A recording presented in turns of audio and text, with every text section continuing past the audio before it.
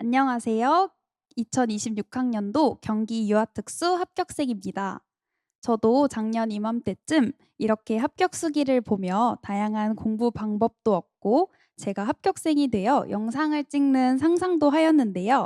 이렇게 영상을 찍게 되어 매우 새롭고 설레는 것 같습니다. 오늘 저의 합격 수기의 순서는 다음과 같습니다. 첫째, 자기소개. 둘째, 강사 및 강의 선택. 셋째, 시험 과목. 넷째, 연간 계획. 다섯째, 1차 공부 방법 및 공부 전략을 순서로 발표를 시작하겠습니다.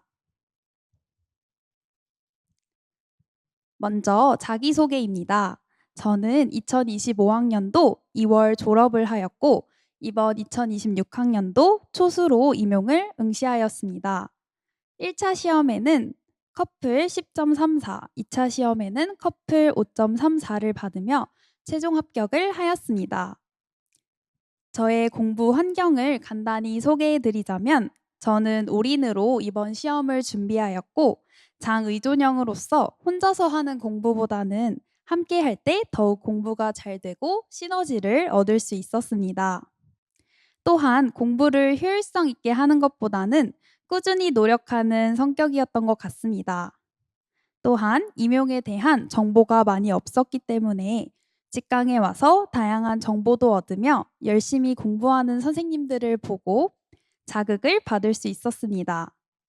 이러한 저의 특성으로 인해 저는 다양한 캠스터디, 복습 스터디, 기출분석 스터디를 활용하였고 노량진 직강을 들으며 올인으로 공부하였습니다. 이처럼 저는 임용 공부에 앞서 자신에 대해 먼저 파악하고 아는 것이 중요하다고 생각합니다.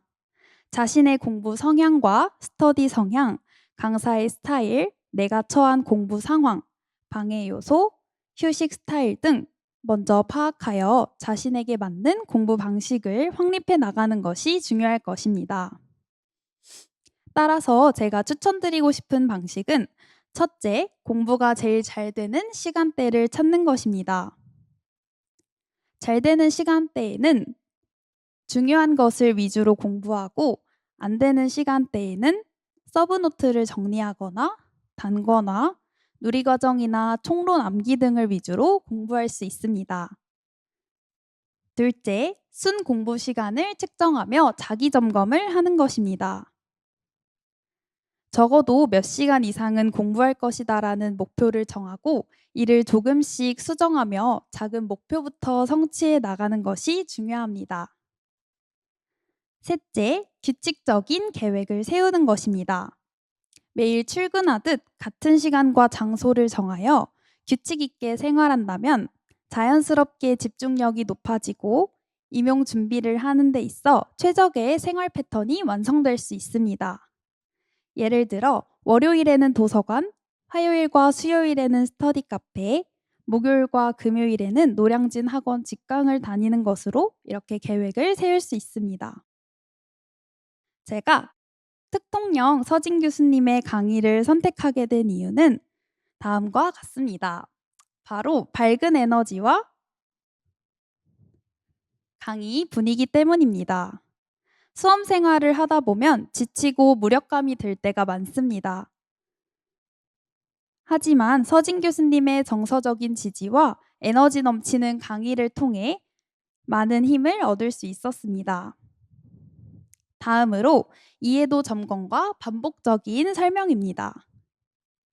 중간중간 직강생들의 표정이나 질문을 통해 이해하였는지 점검하여 주셨고 이해하지 못했을 때는 다시 한번 반복 설명해 주셨기 때문에 헷갈리거나 어려운 개념에 있어 잘 이해하고 넘어갈 수 있었습니다.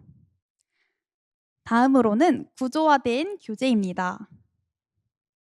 제가 서진 교수님을 선택한 가장 큰 이유이기도 하였는데요. 책의 순서와 구조가 체계적이기 때문에 임용시험을 준비하는 데 있어 가장 쉬운 순서와 구조로 공부할 수 있다고 생각합니다. 기본 이론을 배운 뒤 그 이론과 관련된 기출이 바로 수록되어 있기 때문에 자연스럽게 여러 번 회독할 수 있었습니다. 또한 강의의 시작과 끝에 항상 구조와 자료를 보며 간단히 설명해 주셨기 때문에 머릿속으로 큰 구조가 잡히고 암기하는 데 있어서도 많은 도움이 되었습니다. 다음으로는 유아특수만을 위한 강의입니다. 유아특수교육학을 강의해 주시는 강사님이 별로 없는 것으로 알고 있는데 서진 교수님께서는 유아특수교육학에 관해 다양한 연습 문제와 구조화된 자료를 제공해 주셔서 공부하기에 편리했습니다. 마지막으로는 활성화된 카페입니다.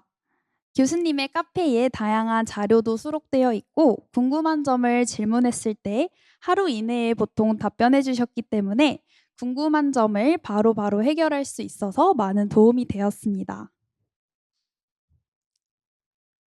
다음으로는 시험 과목을 간단하게 소개해 드리겠습니다. 먼저 특수교육학, 일반유아, 유아특수교육학, 장특법과 총론, 누리과정, 교직 논술 등이 있습니다. 이에 대한 비율이 각각 다음과 같습니다. 그리고 유아특수교육학에서는 건강장애와 학습장애, 전환교육, 점자, 수화, 보행 등은 따로 보지 않았습니다. 또한 일반 유아에서는 사상과 철학, 복지도 보지 않았습니다.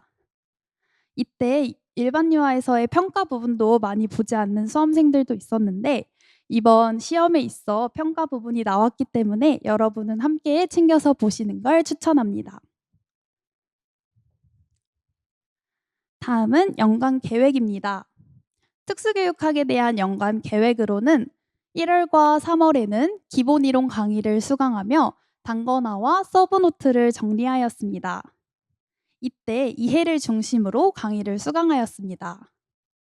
3월과 6월에는 강론 심화를 들으며 영역별 기출문제를 분석하였습니다.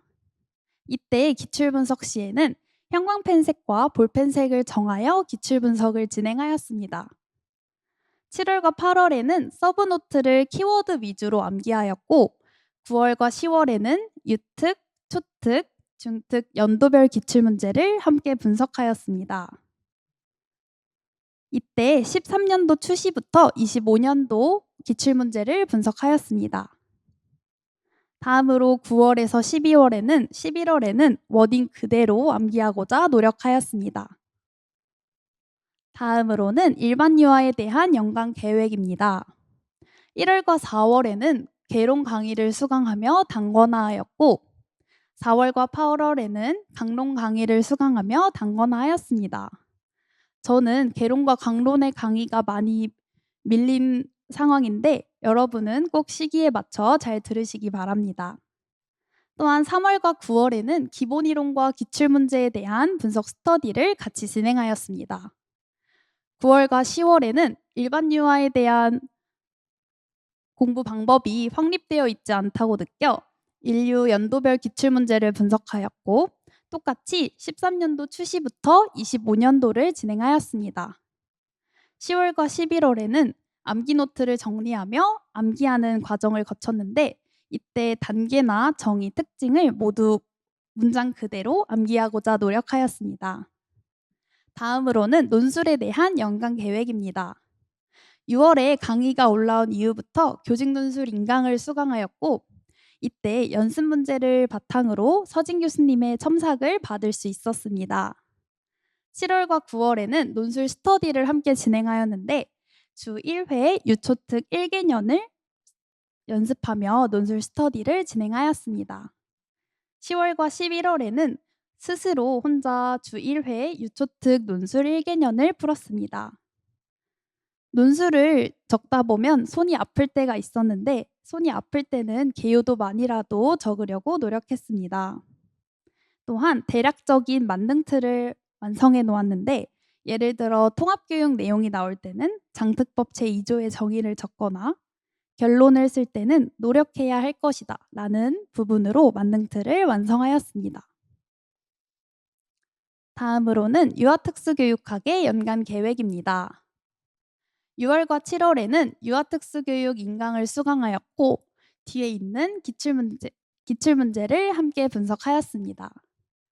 6월과 8월부터는 유아특수교육 스터디를 이론과 함께 기출분석과 함께 스터디를 진행하였습니다. 10월과 11월에는 모고 문제를 위주로 유아특수 모고 문제에서 나왔던 문제들을 확장하여 암기하였습니다. 다음으로는 장특법에 대한 연간 계획입니다. 6월에는 장특법 인강에 맞추어 법과 시행령, 시행규칙을 전체적으로 읽는 시간을 가졌습니다.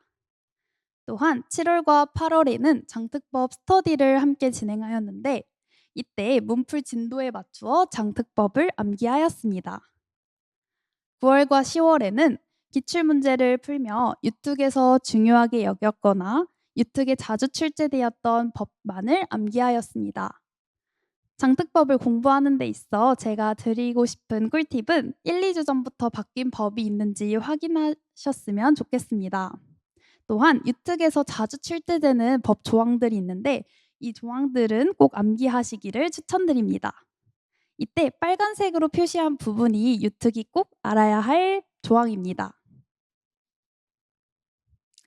다음으로는 1차 공부 방법에 대해 말씀드리겠습니다. 첫째, 단거나와 나만의 필기 방법 만들기입니다. 저는 강의 시기별로 필기 방법을 달리하여 단거나 하였습니다.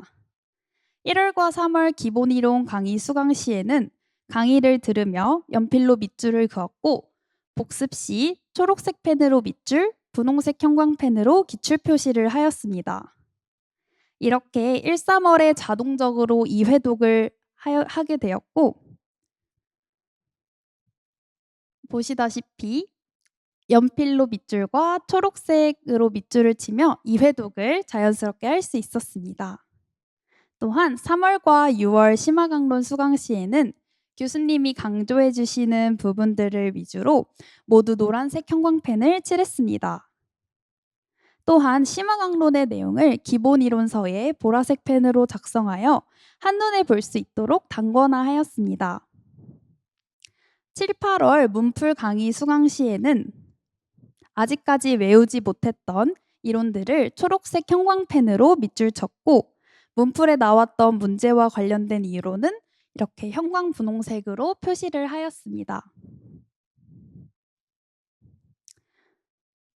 이러한 과정을 통해 자연스럽게 5번 이상 기본 이론서를 회독할 수 있었습니다. 또한 하반기가 될수록 시간이 부족하였기 때문에 형광펜과 볼펜 색에 따라 공부할 수 있어 매우 효율적이었다고 생각합니다. 둘째, 기출 분석 방법입니다.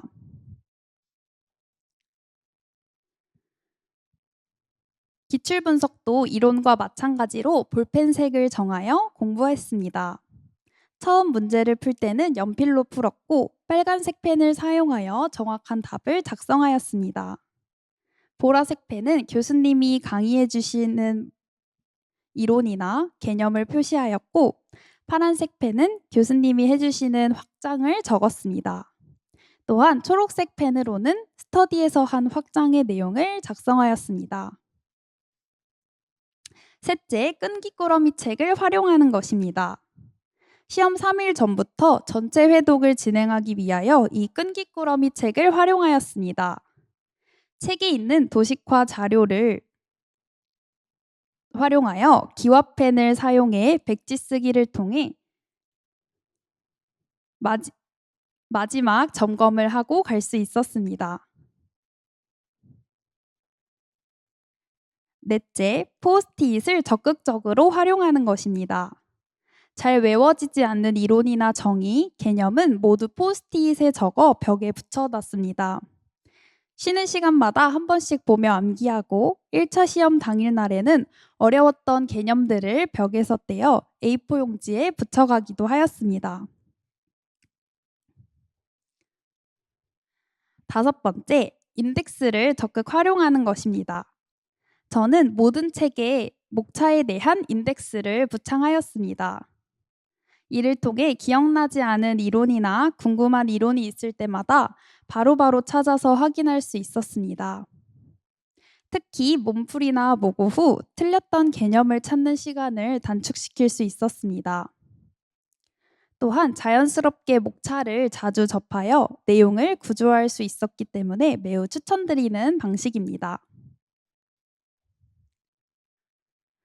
여섯 번째, 암기 노트를 적극적으로 활용하는 것입니다.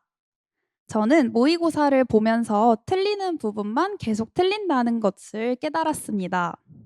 따라서 모고를 시작하고 2, 3주 후부터는 이 암기 노트를 활용했습니다. 틀리는 부분은 꼭 암기하고 넘어갈 수 있도록 앞장에는 모고나 기출에서 틀렸던 문제를 적고 뒷장에는 답을 적어 대중교통을 이동할 때 수시로 보며 확인하였습니다. 일곱 번째, 문제에서 묻는 답을 무엇인지 파악하는 것입니다. 저는 모의고사에서 문제를 틀리는 원인을 분석하였을 때 문제에서 원하는 답이 무엇인지 파악하는 것에 어려움을 느낀다는 것을 깨달았습니다.